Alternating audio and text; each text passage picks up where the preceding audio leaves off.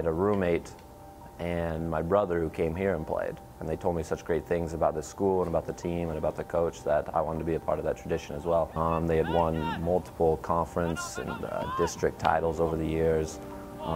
They had lots of international players, which really intrigued me. I thought this would be the place that would make me the best player that I could potentially be. Two things stuck out with me was the expectation and the standard. During preseason, we didn't talk about winning conference not once, because the goal was simply we're going to national. That was the goal. Pretty fast we go into preseason, and it doesn't take a lot of time for you to realize the expectation that is here at Grandview. We've had many fantastic soccer players go before you, many All-Americans, international teams who have gone on to play professional. Now, when these people have gone before you, you have that expectation from the moment you step foot on the practice field. But we're also realistic. Just because you talk about it doesn't mean you're going to go to it. It takes a lot of hard work and commitment and sacrifice from the players and from the coaching staff. So, albeit there are high expectations, you need to not just talk about it, but you have to live it. You know, there's no secret to having a successful team. There really isn't, because every coach will tell you the same thing. It's how you go about it. It's a university on the rise, and honestly, I don't really see it stopping in the near future. And a lot of that is based on the success and the growth of the athletic programs. So it's not only just the soccer team who's been successful, it's the football team, the wrestling teams, won a few national titles. The growth here is what really has created this worldwide campus, really, where it's just filled with internationals, filled with people from Hawaii, me from Utah. With the amount of international students that you find at Grandview, you're almost always going to have a personality in the team. I mean, we all look out for each other. We all like to have fun, but no, the personality in the team is fantastic. There's people from all over the world who play, who with different personalities, and it's really fun to be a part of it.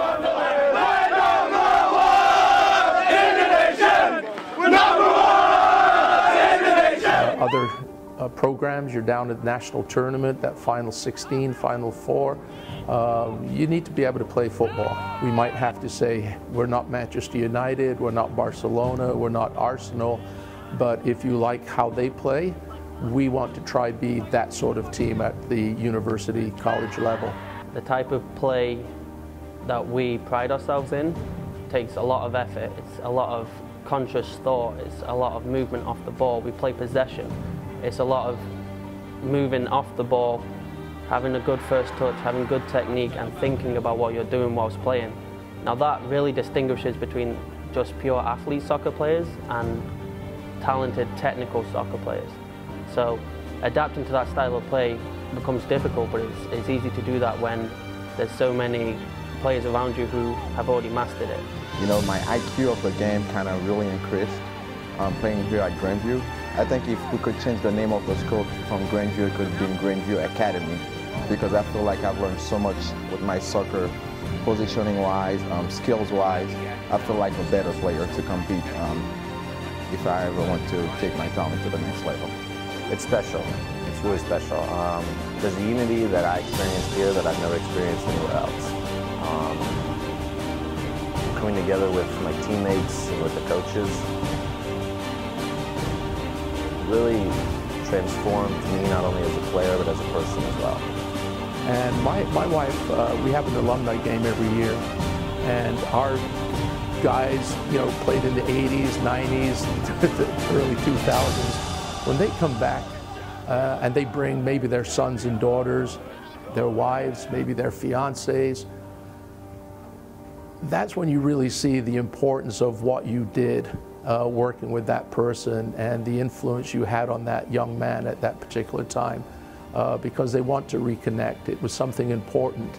And my wife goes, you know, that's one of the big paybacks you get for coaching.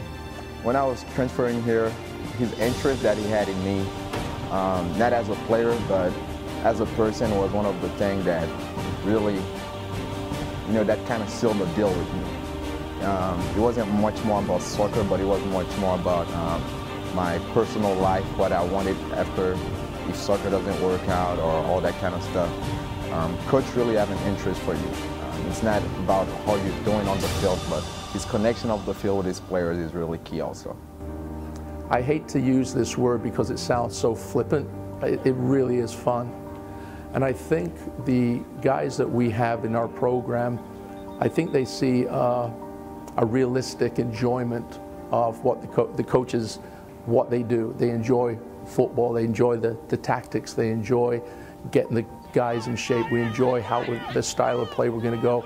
I think if you don't have a passion for something you do, an enjoyment for it, you're not going to be successful. It doesn't hurt to have good players.